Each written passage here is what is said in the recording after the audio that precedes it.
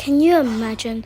The hotel brought KOKO again, and Adansi was not happy once again. Hello. Oh, hello, operator. There's a misunderstanding. Again, I said I don't want KOKO. Me pet KOKO. I might sit down. Okay, I have a problem with KOKO. When it reaches my tongue. Adansi, what happens when it reaches your sugar. tongue?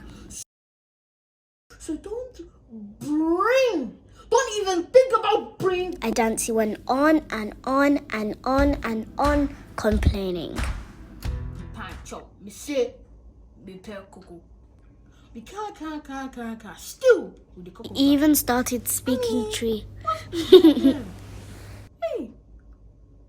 me see me pet. Still.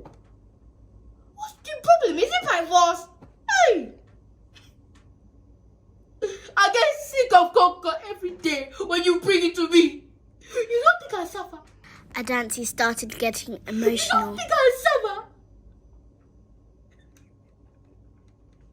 This is a big problem. Right now, this KOKO,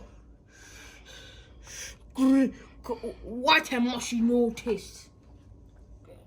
I think this has gone too far. Please, bring your manager up to my apartment. Please, thank you. Yes, I accept. Yes, that's my room number. Yes, sure, yes. What's his name? Okay, yeah, maybe that's it. Bye-bye. I'm hoping that the manager will sort this out and never bring him KOKO